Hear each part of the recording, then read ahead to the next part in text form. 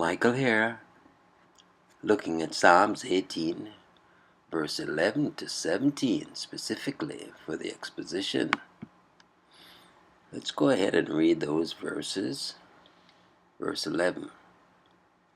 He made darkness his covering, his canopy around him, thick clouds dark with water. Out of the brightness before him, hailstones and coals of fire broke through his clouds. Verse 13. The Lord also thundered in the heavens, and the Most High uttered his voice, hailstones and coals of fire. And he sent out his arrows and scattered them. He flashed forth lightnings and routed them. Then the channels of the sea were seen, and the foundations of the world were laid bare at your rebuke, O Lord, at the blast of the breath of your nostril. Verse 16. He sent from on high, he took me, he drew me out of many waters. Verse 17. He rescued me from my strong enemy, and from those who hated me, for they were too mighty for me.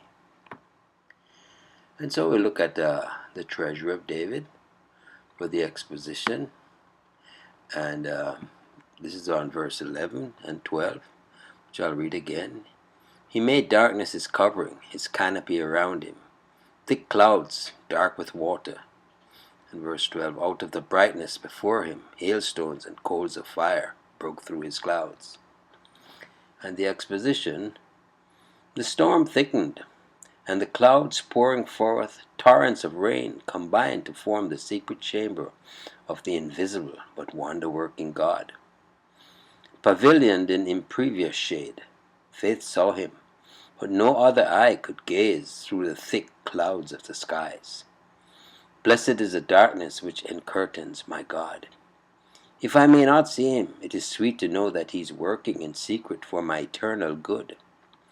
Even fools can believe that God is abroad in the sunshine and the calm, but faith is wise and discerns him in the terrible darkness and threatening storms. For verse 12. Suddenly the terrible artillery of heaven was discharged. The brightness of lightning lit up the clouds as with a glory proceeding from him who was concealed within the cloudy pavilion. And the volleys of hailstones and coals of fire were hurled forth upon the enemy. The lightning seemed to cleave the clouds and kindle them into a blaze, and then hailstones and flakes of fire with flashes of terrific grandeur terrified the sons of man. And verse 13, which is reading, the Lord also thundered in the heavens, and the Most High uttered his voice, hailstones and coals of fire. And verse 14, and he sent out his arrows and scattered them. He flashed forth lightnings and routed them. We'll look at the exposition. Verse 13, over all this splendor of tempests pealed the dread thunder. The Lord also thundered in the heavens, and the highest gave his voice. Fit accompaniment for the flames of vengeance. How will men bear to hear it at the last when addressed to them in proclamation of their doom? For even now their hearts are in their mouths if they do not hear it muttering from afar. In all this terror David found a theme for song, and thus every believer finds even in the terrors of God a subject for holy praise. Hailstones and coals of fire are twice mentioned to show how certainly they are in the divine hand and are the weapons of heaven's vengeance.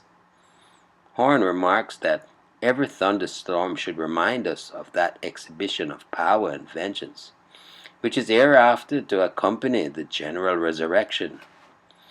May it not also assure us of the real power of him who is our Father and our friend, and tend to assure us of our safety while he fights our battles for us. The prince of the power of the air is soon dislodged from the cherubic chariot, is driven through his dominions. Therefore, let not the legions of hell cause us dismay. He who is with us is greater than all they that be against him. Verse 14. The lightnings were darted forth as forked arrows upon the host of the foe, and speedily scattered them. Boastful sinners prove to be great cowards when Jehovah enters the lists with them. They despise his word and are very tongue valiant, but when it comes to blows, they fly apace. The glittering flames and the fierce bolts of fire discomfited them. God is never at a loss for weapons. Woe be unto him that contendeth with his Maker. God's arrows never miss their aim. They are feathered with lightning and barbed with everlasting death. Fly, O sinner, to the rocks of refuge before these arrows stick fast in thy soul. In verse 15 that reads, Then the channels of the sea were seen, and the foundations of the world were laid bare at your rebuke, O Lord, at the blast of the breath of your nostrils. And the exposition reads, So tremendous was the shock of God's assault in arms that the order of nature was changed, and the bottom of rivers and seas were laid bare. The channels of water were seen, and the deep cavernous bowels of the earth were upheaved still. The foundations of the world were discovered. What will not Jehovah's rebuke do? If the blast of the breath of thy nostrils, O Lord, be so from him, whose words unbars the deep and lifts the doors of earth from their hinges, vain are all hopes of resistance, for a whisper of his voice makes the whole earth quail in abject terror. Verse 16 that reads, He sent forth on high, he took me, he drew me out of many waters.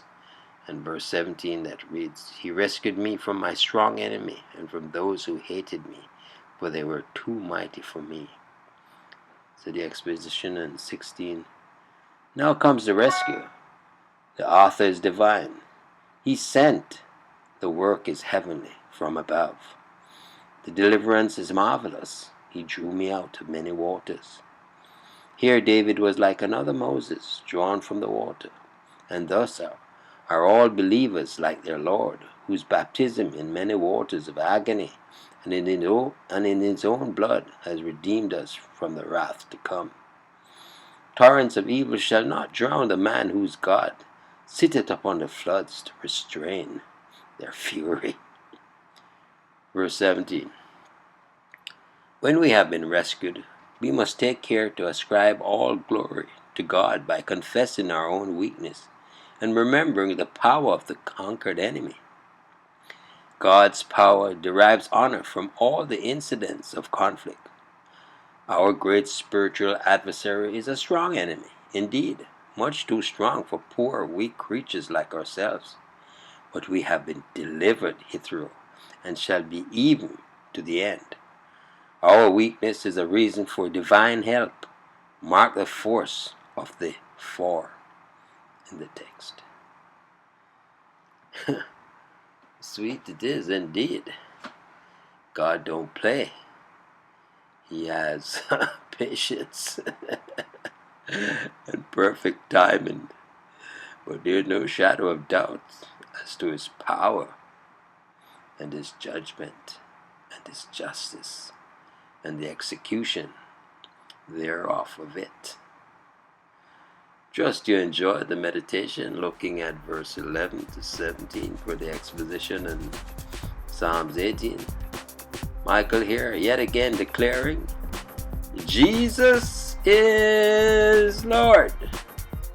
Until next time, be blessed.